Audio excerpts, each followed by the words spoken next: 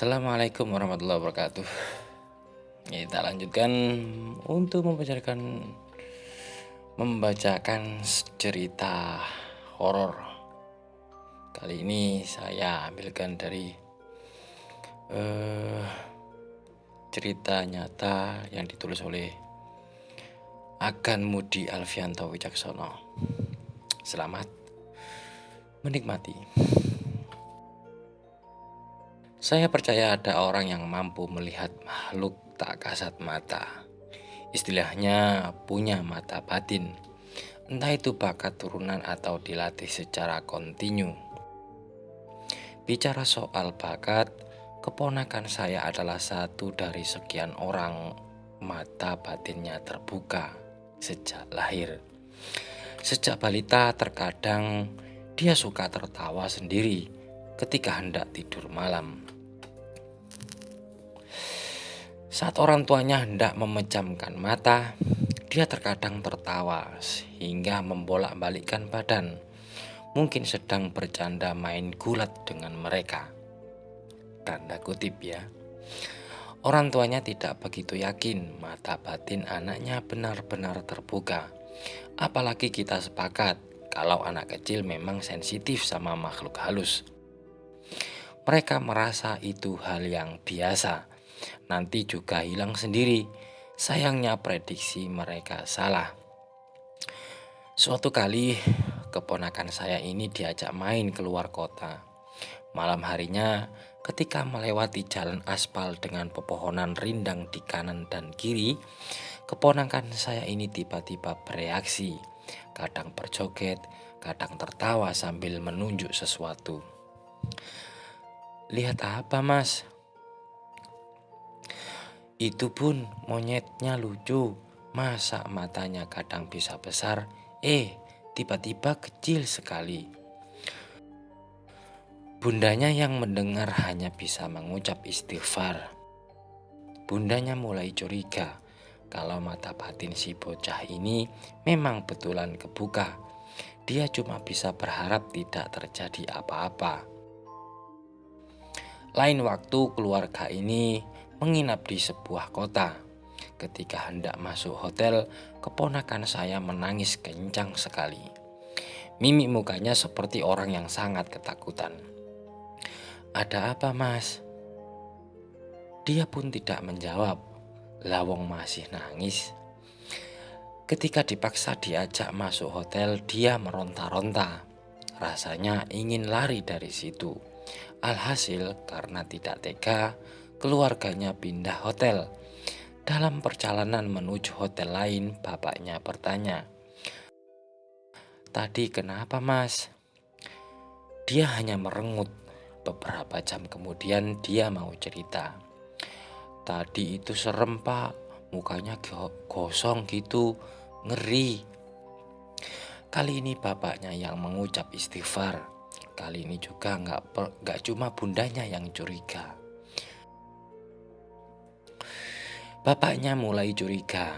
Mata batin keponakan saya betul-betul terbuka. Bapaknya cuma bisa berharap tak terjadi apa-apa di kemudian hari. Saya jadi ingat ketika menemani keponakan saya ini pergi liburan. Setelah puas jalan-jalan, keluarga kecil ini makan di sebuah restoran yang ikonik.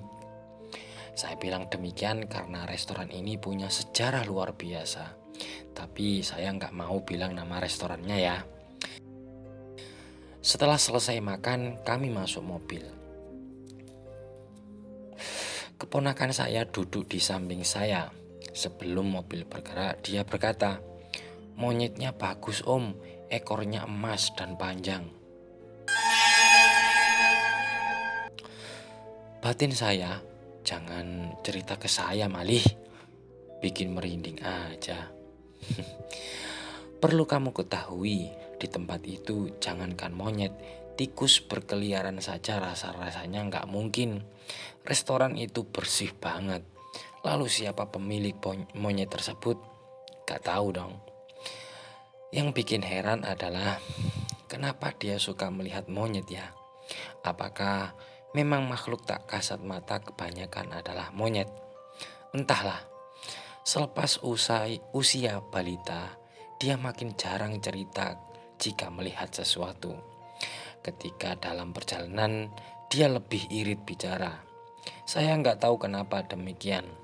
Mungkin karena mata batin yang terbuka itu sudah ditutup. Ternyata perkiraan saya salah. Sekarang ini keponakan saya sudah SMP. Dia punya hobi baru, yaitu foto-foto. Dan foto yang paling menjadi pembicaraan keluarga adalah sebuah foto bangunan di Lawang Sewu, Semarang. Mulanya foto tersebut akan digunakan orang tuanya sebagai latar belakang di sebuah situs web.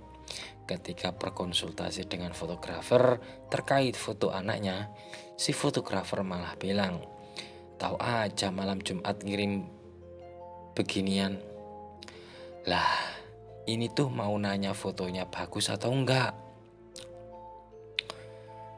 By the way, siapa yang fotoin? Kata fotografer itu. Anakku, jawab ayahnya. Yang bertanya kaget, mengerutkan dahi, kemudian berkata, "Anakmu punya bakat, bro," kata fotografer itu ya. "Bakat apaan?" jawabnya. Si fotografer tersebut menjelaskan bahwa anak itu mampu melihat sesuatu yang tak kasat mata. Mata batin terbuka. Dia menjelaskan bahwa di foto tersebut terdapat 3 sosok yang terbakar. Mereka kosong. Bapaknya kaget. Suatu kali foto itu pernah diunggah keponakan saya ke media sosialnya. Keponakan saya ini pakai caption crispy. Lebih bikin merinding lagi. Sebetulnya itu bukan caption asli. Sebelum diedit, caption awalnya yang keponakan saya gunakan adalah bloody hello. Setelah monyet jadi-jadian, nggak tahu kenapa dia jadi sering lihat setan kosong. Ya untungnya sekarang ini dia irit bicara. Yang paling penting dia nggak terlalu usil menggunakan kelebihannya. Seingat saya, pernah satu kali saya dikerjai sama dia. Ketika itu saat menginap di rumahnya supaya saya bisa tidur nyenyak. Segala sesuatu yang terang harus redup, bahkan kalau perlu gelap. Dia menolak. "Om, kalau tidur TV-nya jangan dimatikan," kata dia. "Wah, kok gitu?" kataku. Nanti makin berisik. TV jangan dimatikan biar mengimbangi suara mereka. Udah kayak pasar," kata dia. Dek, buru-buru TV saya nyalakan. Suara agak saya kencangkan. Dan itu menjadi pengingat kenapa sebagian teman saya jika tidur enggan mematikan TV. Mungkin karena ada mereka yang berdiri di sampingmu, tapi nggak kelihatan itu. Demikian cerita singkat dari Mas Agan Modi Alfianto Wicaksono. Ya, hal-hal seperti itu emang ada sih. Dan saya sendiri pribadi suka tidur kalau nggak ada cahaya ya, pasti saya matikan. Kalau ada cahaya, susah tidur. Bagaimana dengan kalian? Suka tidur dengan lampu menyala atau gelap-gelapan, atau sering sambil lihat TV? Sedangkan kita tidur, TV-nya yang lihat kita. Ya demikian, semoga bisa menghibur kalian di malam ini dan semoga kalian tidak bermimpi buruk. Assalamualaikum warahmatullahi wabarakatuh.